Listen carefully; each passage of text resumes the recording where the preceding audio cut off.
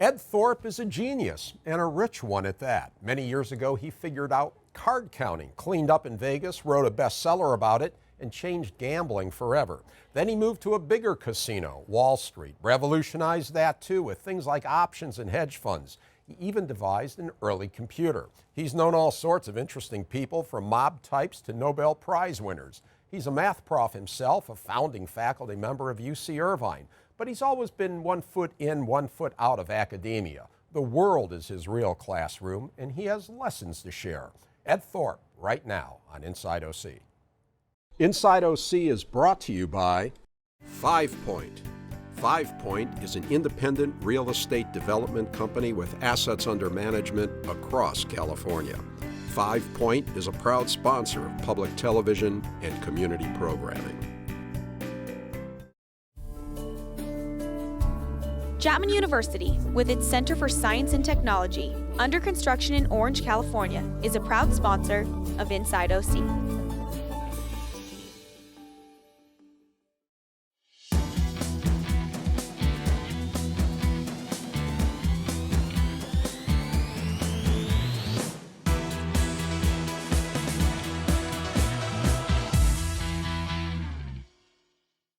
Self-selection keeps or something going, there. Yeah.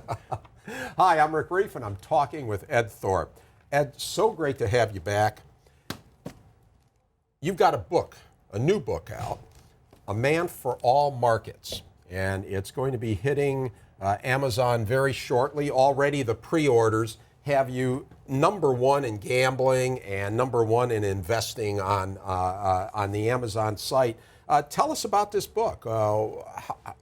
Why write this book? Well, I got into playing blackjack and figuring out how to win, and the same thing with roulette. And then I took the ideas I had there and went on to Wall Street where they worked. And I had a lot of adventures along the way, met a lot of interesting people, and people asked me about all these things that happened. So there were a lot of good stories, and I said, well, be fun to put all these down and share these stories with everybody. And then I thought about it some more, and I said, well, the way I think about things is somewhat different than almost everybody that I meet, and it's been very helpful to me. And maybe I can get that across in this book too. So all that motivated me to basically tell my story and hopefully do some good for other people. So it's autobiographical, and it's also kind of a how-to book, not just about investing, but actually living life. That's right. Okay, so let's talk a little bit about the book. Let's talk about the beginning. Where did you grow up? I was born in Chicago at the very bottom of the Great Depression. So I grew up there, and then when World War II came, my family moved to California because there were better jobs out here. So I grew up in Southern California. You were a smart kid, and you also, I guess, precocious. Would that be the word? You did a lot of pranks, and you liked to blow things up. Well, when I was living out in California, I was going to a very non-academic school at that time. It was called Narbonne High School in a little town called Lomita, and it ranked 31 out of 32 in the LA Unified School District. So they didn't have academic courses, but I was interested in science and math, astronomy, physics, chemistry, electronics, and so on. So I just started teaching myself. And while I did it, I entertained myself at the same time by putting what I learned to kind of fun tests. I made black powder, rockets, something called gun cotton, nitroglycerin, and other kind of risky things, which I wouldn't recommend doing today. And live to tell the story. Luckily, nothing bad happened. And one time, it was. I'm thinking of. I don't know if it was Animal House. I'm trying to think of. There was that movie where there was a panic in a pool, but you actually created some kind of red blob that started taking over the swimming pool in Long Beach. Yeah, what happened was I discovered a powerful dye called aniline red, and it would color 6 million times its volume blood red. So I thought to myself, well, this could lead to some fun. So I got about 20 grams of it and put a little pinch of it in the goldfish pool. And the goldfish pool turned totally blood red. And my mother came out and thought that blood was me, and I was somewhere in the goldfish pool. So she began to scream. So, so then I thought, well, what about doing this on a bigger scale? And hence the pool and people, and you were never caught, right? I mean, it was made the newspapers that this had happened. Well, I went down to the biggest indoor swimming pool around, the Long Beach Plunge, and I colored that quite red with my aniline dye, but no one ever knew who did it or how it happened. And it was in the newspapers the next day that some prankster had done this. Everybody ran screaming from the pool. They all got tickets to get back in, but many of them did not use those tickets. Okay, so when did you know I'm smarter than other people? I don't think of myself or other people that way. Everybody's good at something, and any person knows something some other person doesn't know, and can do something some other person doesn't know. They can sing better, they can run faster, they can speak more languages, whatever it happens to be. So I just don't think in those terms. All right, so you never thought of yourself as like superior or anything like that? No. But obviously other people, I mean, like your parents, your teachers, did they talk about, wow, this kid's really brilliant? Well, I know that when I came out from Chicago, it was the middle of the 6th grade when we came out, and they wanted me to repeat the 6th grade since I missed the first half of it. And I didn't want to repeat it, and so they gave me a test. And I didn't know what the test was or why I was taking it. So I answered most of the questions, and then I just drew a line through the truths on the rest of them so I could go out and play.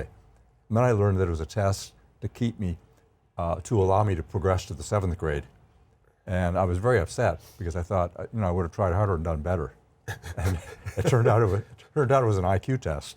And when they saw the test, they advanced me to the 7th grade with no problem. Okay, and you do talk about IQ in there. One of the devices you invented was something that you could open up doors and things like that. At one point, I think you went into one of the schools so that at night so you could see your IQ score. But you don't ever mention your IQ. Why is that? Well, I don't see any point in it. First of all, it's just a number. Secondly, it doesn't test everything that a person is able to do and their whole set of abilities. So it's like somebody walking around with a star on their chest or a ribbon on their sleeve. I see no point in that. Okay.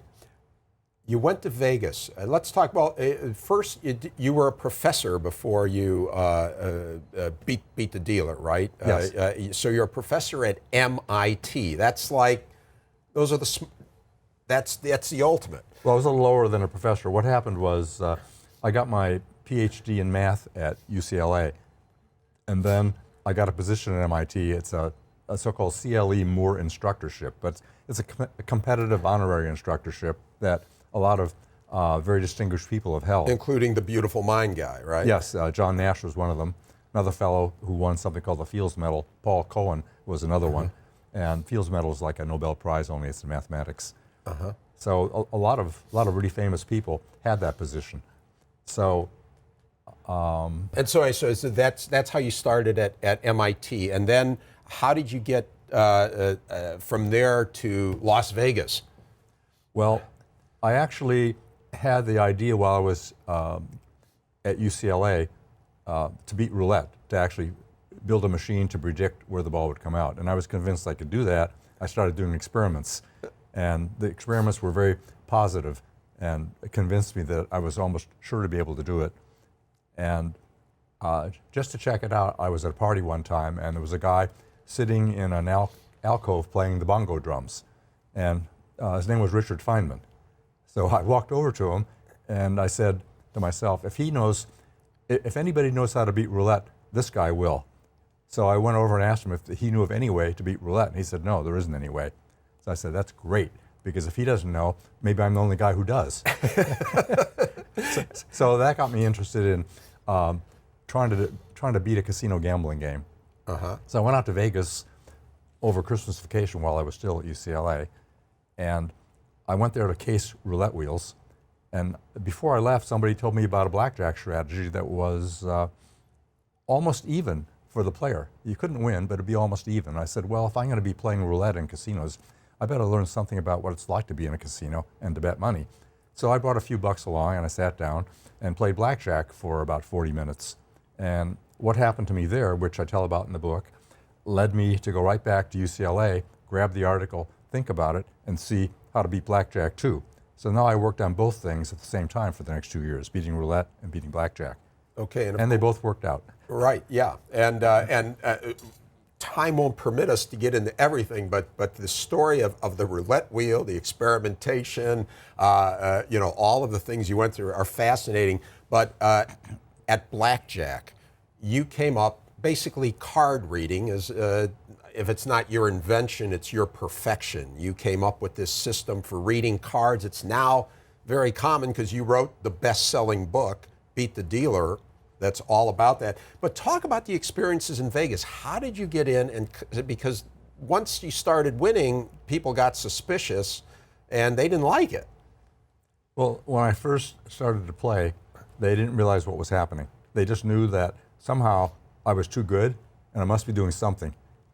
Some people thought I could count every single card, use all that information, and make unbelievable computations in my head, and then do it that way. Other people thought I was marking the cards or doing something to them, fooling with them somehow.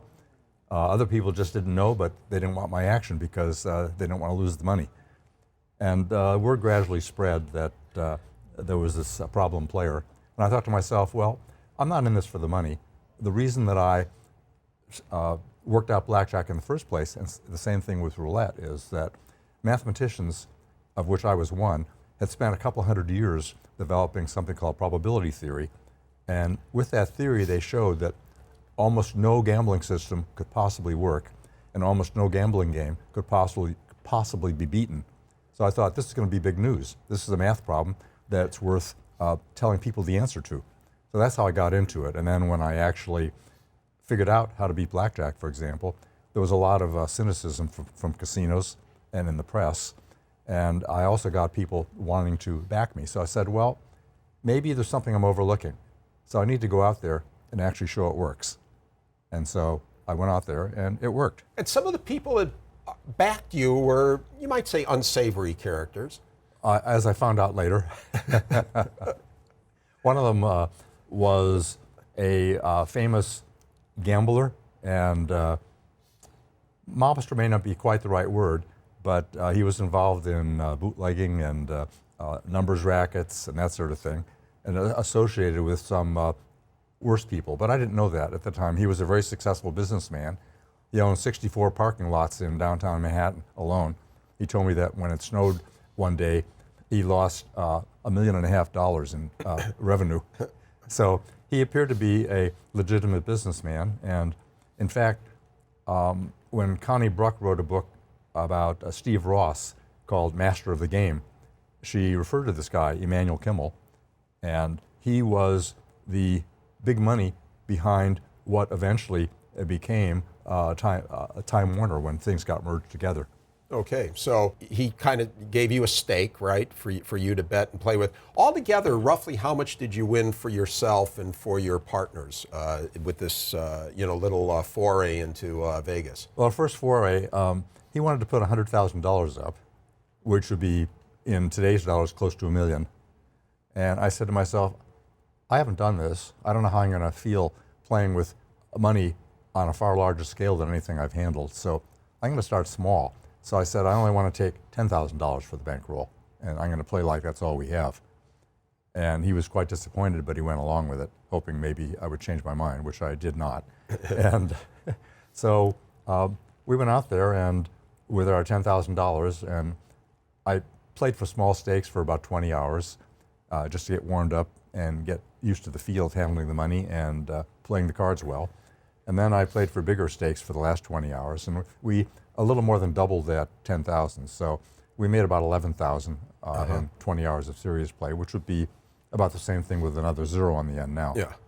And so all told, was that about what you won? No, I won more money in other trips too. So altogether, what maybe would you? 25,000. 25,000 or so. And, but I might point out I wasn't in it for the money.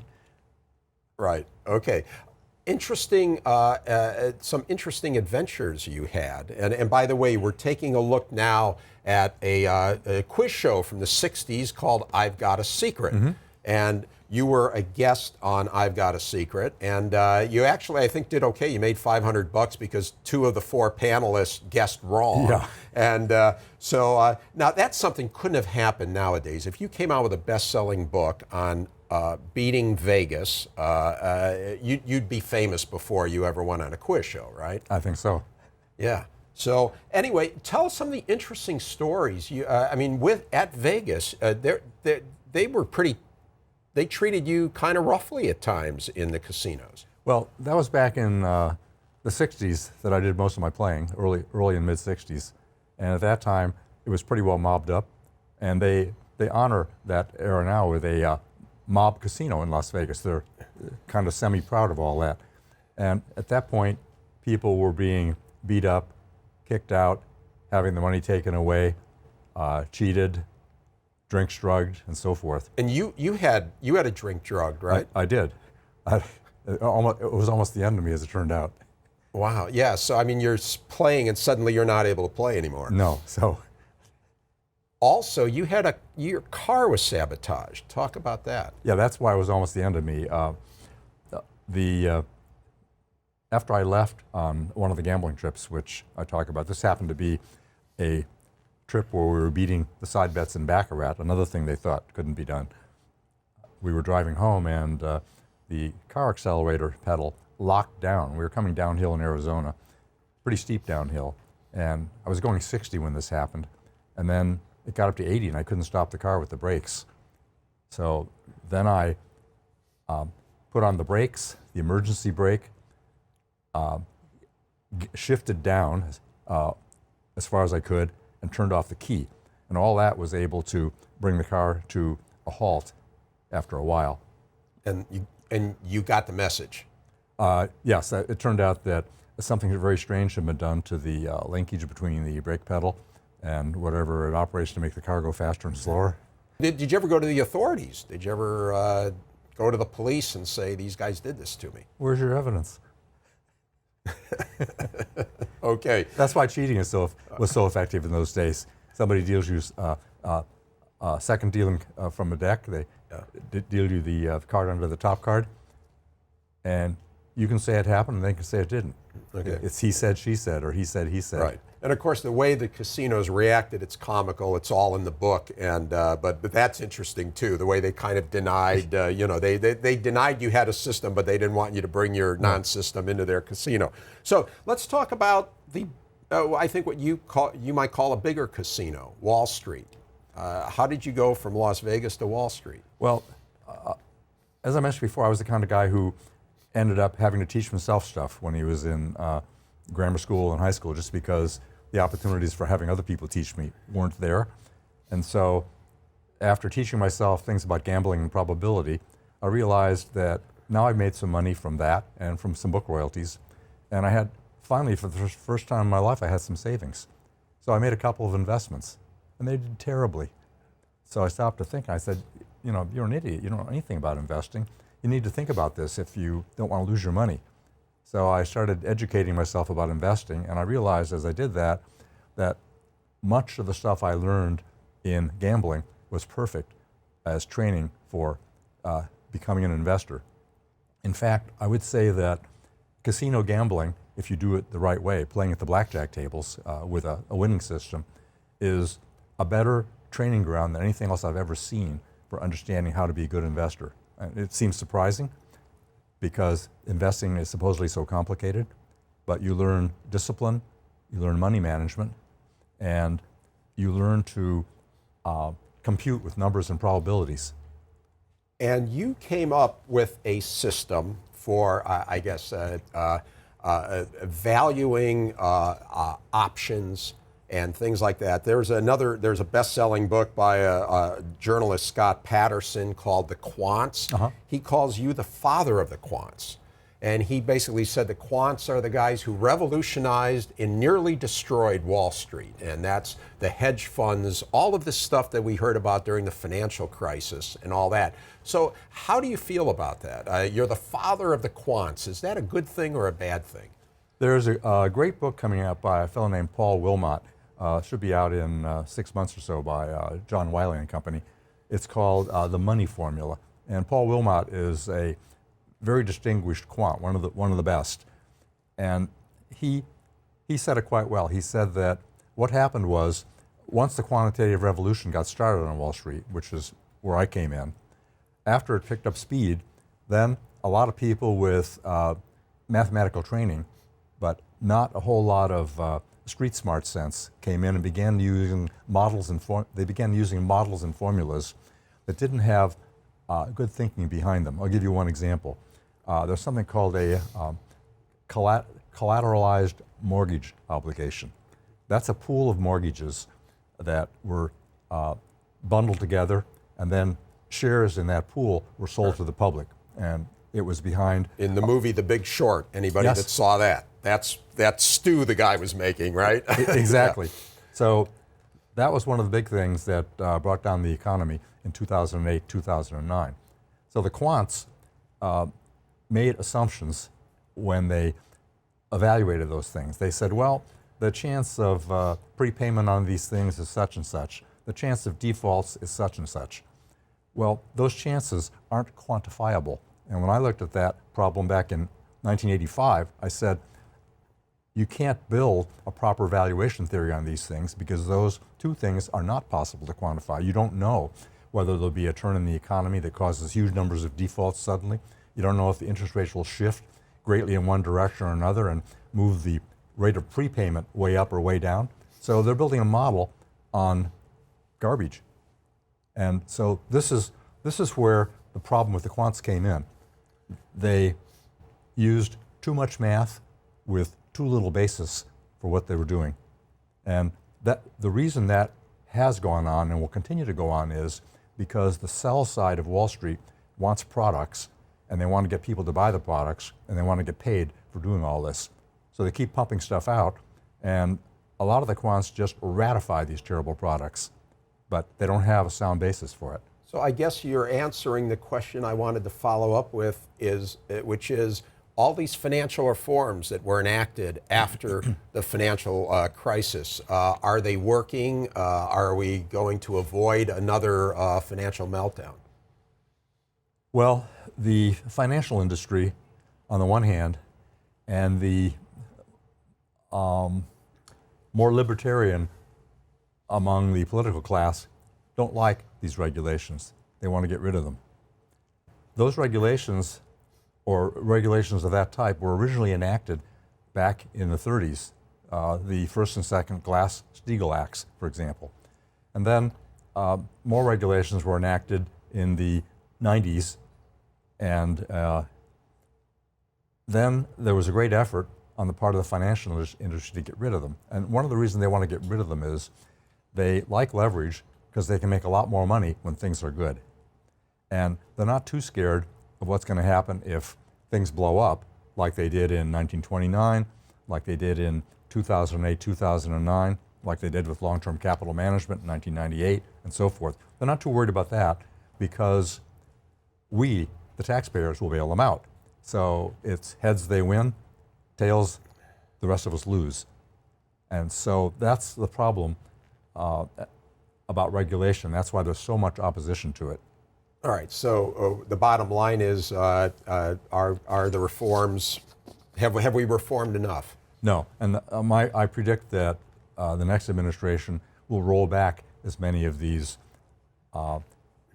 safety net provisions as they possibly can because they think less regulation is better than more. Now, okay. I'm not saying they're wrong, but I am saying that in the past, it's not been good. Okay.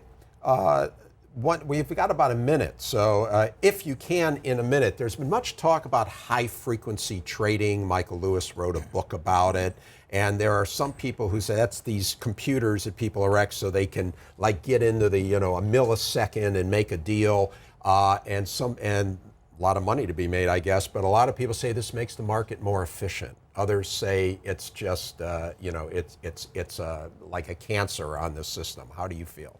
High frequency trading transfers about $30 billion a year from the pockets of all the regular investors who are actually buying and selling stuff for a reason to the pockets of the manipulators who run the computers. Now, the claim that it makes the market more efficient or more liquid is, in my opinion, smoke. Okay, and that was perfect timing, Ed, and so much for this. Now, we do have a part 2 coming up, and we'll continue the discussion. There's a lot of other things I want to get into: Warren Buffett, Bernie Madoff, Rudy Giuliani, and a lot of other things. That will be on our next show. But for now, you can watch this show again and post shows by going to pbssocal.org or rickreiff.com. You can also catch our shows and our post-show open mic chatter on YouTube. And follow us on Facebook, Twitter, and Instagram. Thanks for watching. We'll see you again with the next show on Inside OC.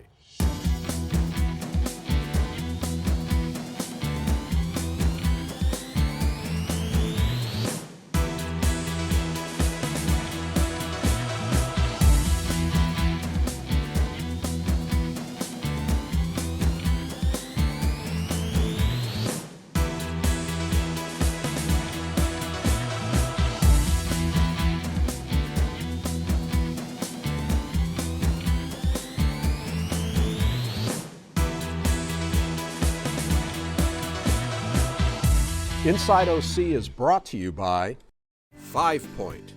5 Point is an independent real estate development company with assets under management across California. 5 Point is a proud sponsor of public television and community programming. Chapman University, with its Center for Science and Technology, under construction in Orange, California, is a proud sponsor of Inside OC. It's hard to compress Ed Thorpe's life story into a single show, so we didn't. Our last show was part 1 of the interview with Thorpe, the card counter who changed Las Vegas and the hedge fund manager who revolutionized Wall Street. He's known the high and the mighty and the infamous too, and he's got a lot of lessons to share about money and about life. More with Ed Thorpe right now on Inside OC. Inside OC is brought to you by 5 Point. 5 Point is an independent real estate development company with assets under management across California. 5 Point is a proud sponsor of public television and community programming. Memorial Care is transforming the way healthcare is delivered, keeping our communities and businesses healthy by guiding them on the path to wellness with easily accessible hospitals, physician offices, and outpatient centers. Memorial Care, leading the way.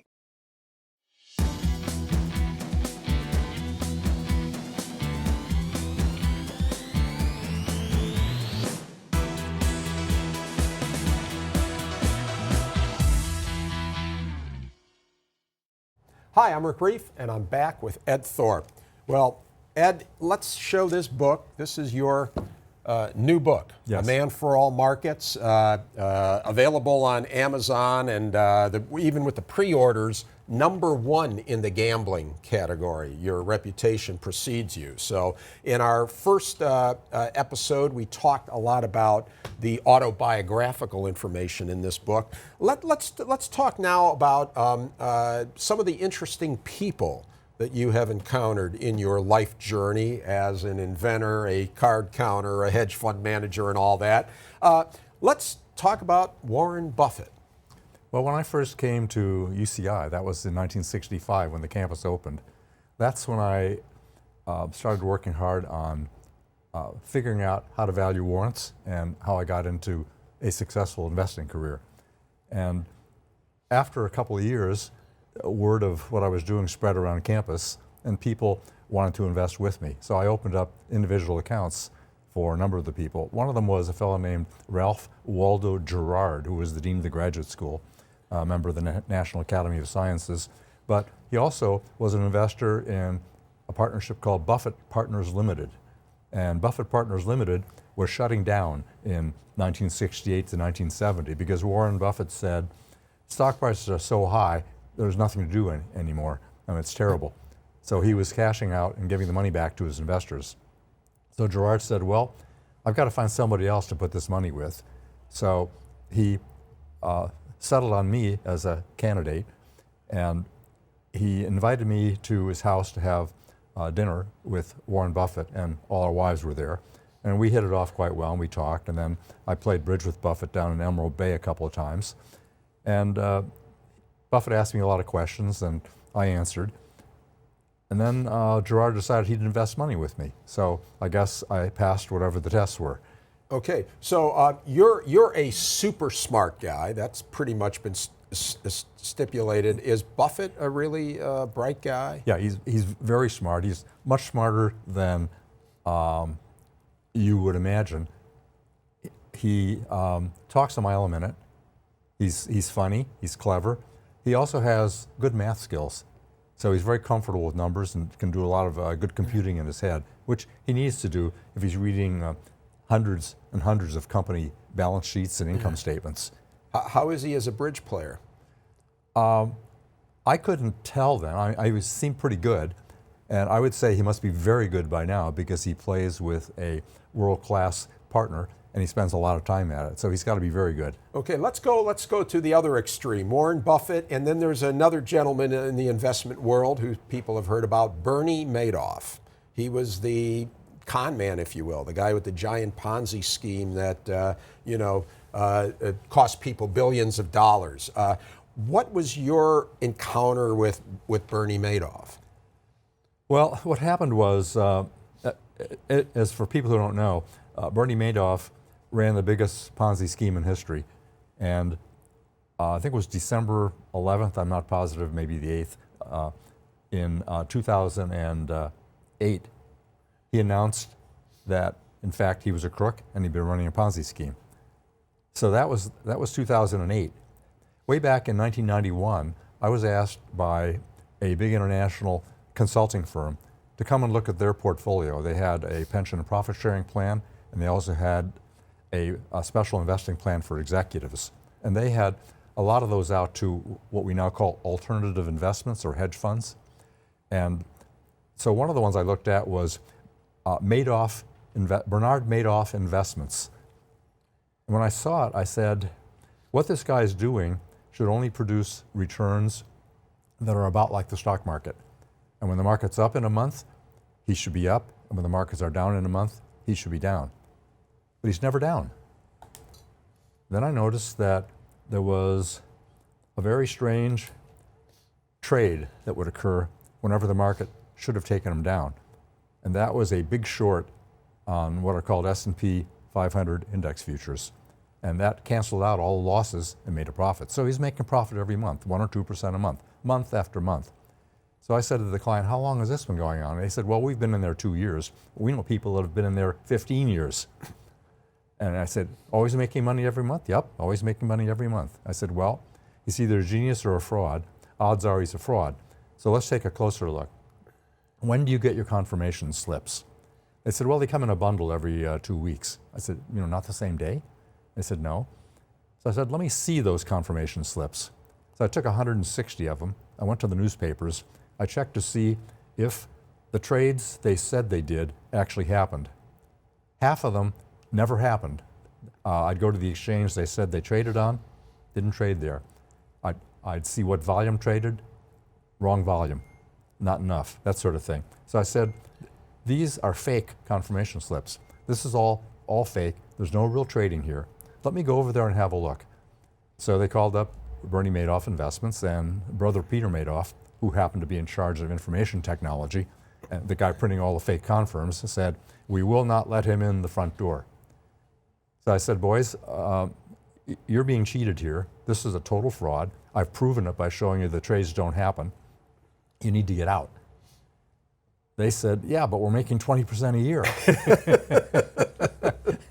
I said, yes, but what's your next best alternative? They said, well, we have things where we're making 16% a year. So I said, well, would you like the extra 4% a year in fake money and risk losing your jobs if and when this blows up? Or would you like to get out now and play it safe? They were out in 2 months. All right. And did you ever think I should go to the authorities with this? I had heard stories about the SEC and how incompetent and badly run they were, and how they didn't really care about frauds. And also, Bernie Madoff had been a chairman of NASDAQ, the National Association of Securities Dealers. He was the biggest third market trader in the United States. He was on all kinds of committees. He was the establishment. The SEC had periodically checked him along with all the other big boys and given him the rubber stamp of authenticity. And this happened year after year after year. So you're saying roughly 18 years before this thing finally blew up, you knew this guy was a fraud. I did. And he kept going and for all those years. And in the first in our earlier interview, you talked about you kind of trying to beat the house in Vegas. Was this kind of? I mean, this guy was the house in investing. Well, I'll tell you one thing about investing. It's kind of like the Super Bowl. If you want to have a good Super Bowl team, you got to have a good offense and a good defense. And a good defense keeps other people from taking your money. Okay, let's talk about another gentleman who everybody knows, Rudy Giuliani, the former mayor of New York, and big supporter of Donald Trump in this past election. What was your encounter with Rudy Giuliani?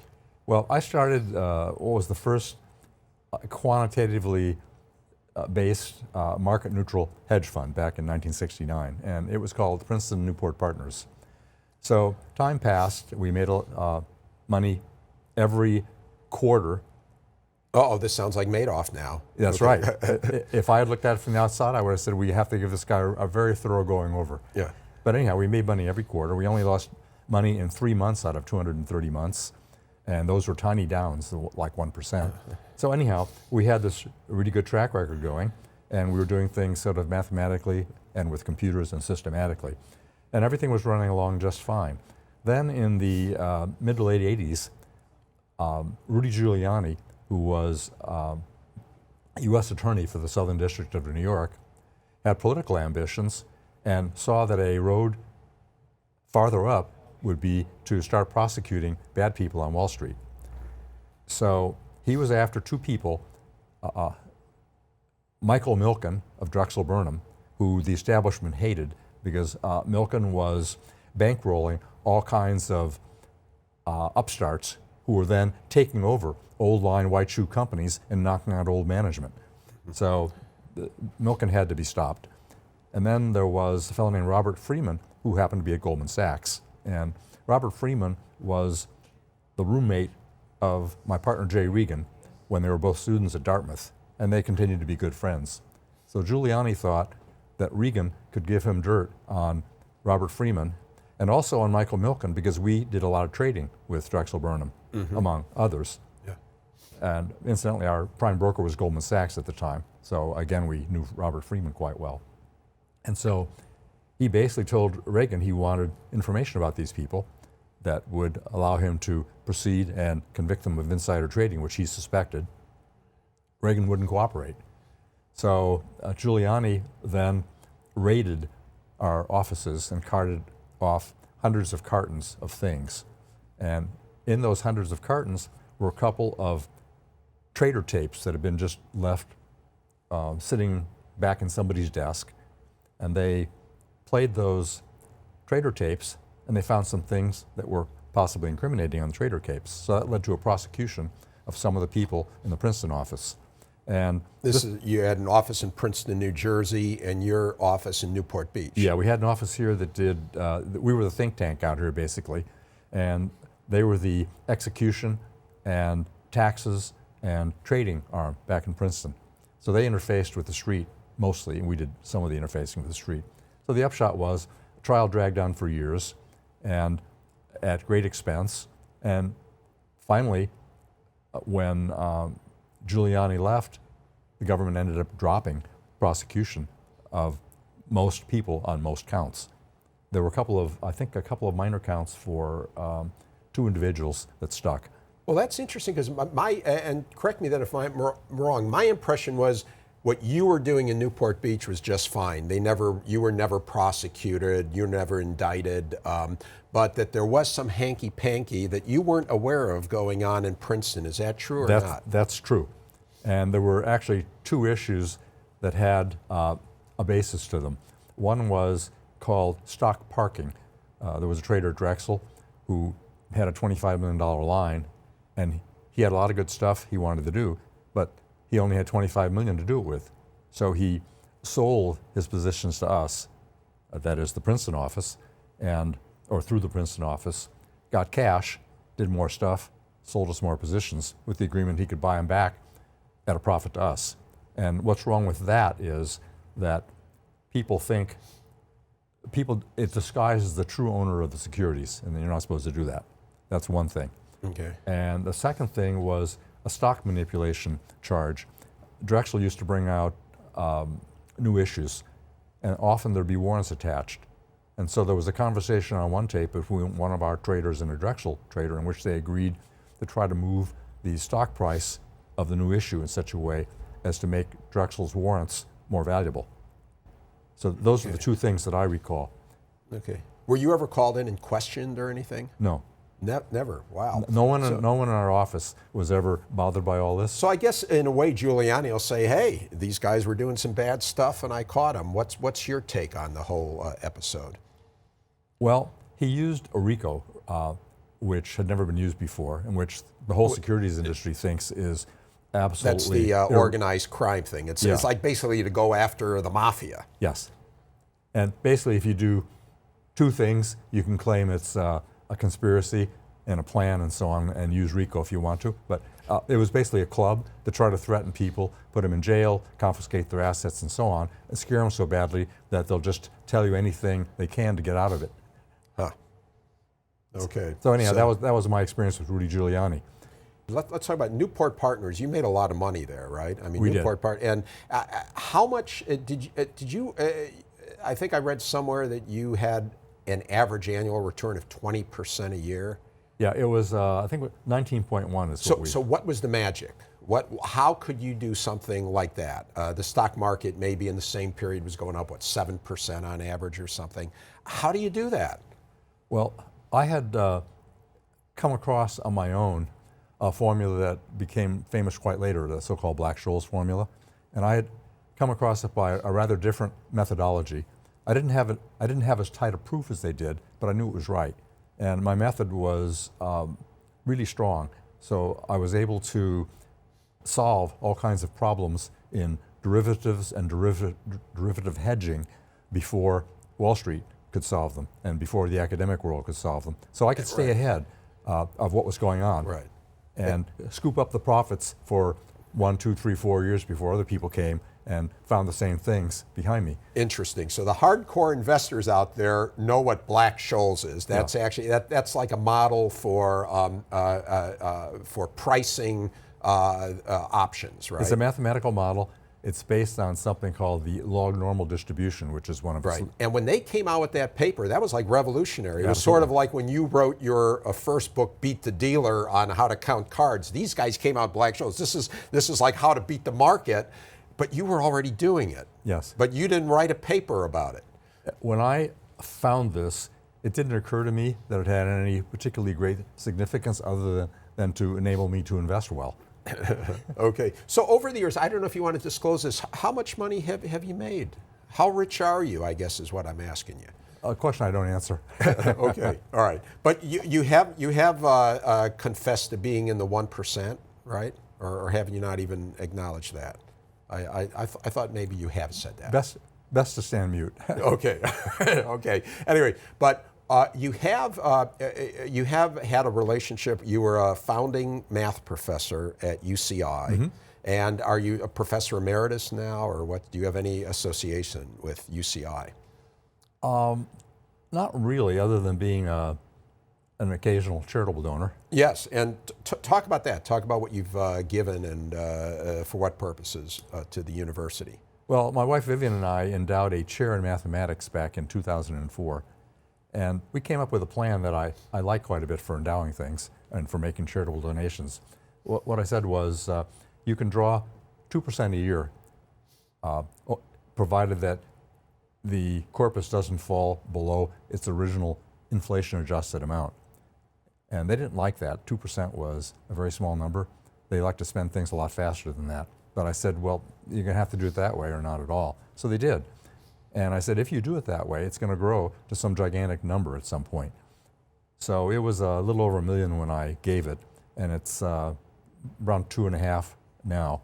I'm not sure the exact figure because it's in Berkshire Hathaway stock, Warren Buffett's company. Not bad. Right. Not bad. Okay. So a happy ending to that and teaching fiscal prudence to an institution. Okay. You. We're getting low on time, and there's so many other things I want to touch on. But one thing I would like you to talk about is you're amazingly fit. You are 84 years old, and you have a spring in your step. You are, in very good shape. What do you have a secret to that too? Well, I try to stay aerobically fit. Try to keep good muscular strength. I work on flexibility. That's my weakest single thing and where I need the most work. I pay attention to medical things. I get frequent checkups, and if something starts to go wrong, I head it off right away instead of waiting until it's too late. I get a cheap protection with vaccinations, and I stay kind of ahead of the curve on which vaccinations I get. I try to eat fairly well, not as well perhaps as I should, as you saw at lunch today. You had a nice muffin there, and I was jealous. I couldn't do that. And one key thing, I weigh myself almost every morning and write it down. And that automatically changes my behavior. As the psychiatrists say, awareness leads to change. So if I find my weight creeping up, I find myself eating less without even thinking about it. Okay. In this book, toward the end, you tell your whole life story, autobiography, and then you have a lot of lessons. And one of the last chapters, I think, was the epilogue to your late wife, Vivian. Very touching. And you almost end with, for a guy that's done all these, this quantitative stuff and everything, it's something I think anybody could grasp. I think you're saying marry well and be surrounded by friends and family. You know what really matters in life's journey isn't how much money you make or how many things you have, in my opinion. It's who you spend your time with and who you're close to. Family, spouse, good friends. So life is really about spending time well. And I think you've done that. So let's spend the last couple minutes here really well. And you said you were kind of interested, you've had some time now to examine certain things, and that you had some ideas, and you picked some really big issues like guns. Mm-hmm. Okay. What's your thought on guns? Well, to me, the rational solution is simple, even though there's so much controversy, and most people will be satisfied with it. If you look at how many people die from guns each year in the United States, it's about 35,000 people. Maybe 10,000 homicides, 20,000 suicides, and 5,000 accidents. All round numbers, they change from year to year. If you look at motor vehicles, same story. About 35,000 people die a year. Now, what do we do with motor vehicles? If you want to drive a car, you need a license. I say if you want to own a gun, you need a license. If you want to qualify for a license, you need to be trained. I say if you want to buy a gun, you should be trained so we know that you can properly own and operate the gun, and instead of being an incompetent who starts firing without any training or preparation. How do we get all this done without putting a great burden on everybody? We also ask that gun buyers be insured, just like we ask auto drivers to be insured. And the insurance companies will take care of the problem of monitoring all this. If you're a bad risk, they're not going to want to sell you insurance, or they're going to ask some huge price. The gun dealers can take care of registering everybody, and you don't get the gun until you prove that you're trained and registered. And it's all very simple, except for the losers. There are two losers. One are the gun manufacturers who fear they won't be able to sell as many guns, and so they'll have less profit. Oh, there are more than two losers. A second big loser is the collection of drug gangs that operate out of Mexico. They buy huge numbers of guns without any particular checking or supervision through straw people along the U.S.-Mexican border. Something like 7,000 gun dealers are lined up along that border, and they may make $100 million a year selling guns. It may cost us $10 billion a year coping with the consequences. Yeah, I don't think the NRA is going to go for that. Well, they might not go for it, but it doesn't threaten the Second Amendment. You still have the right to own a gun. All you have to do is show that you're competent. Okay. Also wanted to ask you, you're 84 years young. What's next? Is there anything you still want to do? A lot of stuff, actually. One of them is do more traveling, which this book has kept me a little too busy for the last few months. But once I'm loose again, I'm going to go travel quite a bit. I also want to write more things, and there are quite a variety of options for that. And I love learning things, which is one of my favorite things. Yeah, have you ever felt like you've stopped learning? No. Okay, and as far as, well, I'll tell you what, let's, something else I'd like to touch on, you wrote here, global warming. How do you solve that? Well, global warming is a lot like cigarette smoking. The people who make money from it blow a lot of smoke, and so do the polluters who burn fossil fuels. They blow a lot of smoke, and they do it both figuratively and literally. They want to do it because they want to keep selling this stuff and making money, but they don't have any science or reason on their side. I mean, well established that cigarette smoking causes cancer. It's also been well established that the cigarette companies have tried to confuse this issue for the longest time. Ditto with the coal companies, well established both ways. Now, just banning the burning of coal, I don't think that's a good idea. What I think is that you figure out how much harm the burning of coal is doing, and you add that to the price of coal, and use the money that you collect to pay those who are damaged by it, whether it be their health or whatever. Or maybe your next job, you can be the global warming or the climate change czar. How's that? That's it. So anyway, I think we are out of time. We will have a little open mic segment because I do want to ask you basically why they haven't done a movie on you yet. So we'll talk about that. So anyway, that's it for now. Thanks again to my guest for 2 shows, Ed Thorpe. You can watch this show and part 1 of this interview and all of the other past shows by going to pbssocal.org or rickreiff.com. You can also catch us in our post-show open mic chatter on YouTube, and follow us on Facebook, Twitter, and Instagram. Thanks for watching. We'll see you again on Inside OC.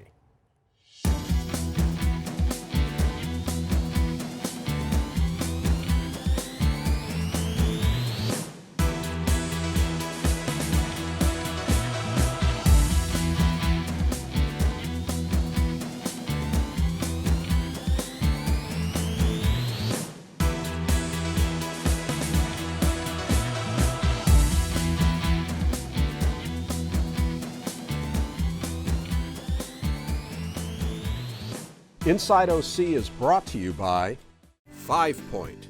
5 Point is an independent real estate development company with assets under management across California. 5 Point is a proud sponsor of public television and community programming. Memorial Care is transforming the way healthcare is delivered, keeping our communities and businesses healthy by guiding them on the path to wellness with easily accessible hospitals, physician offices, and outpatient centers. Memorial Care, leading the way.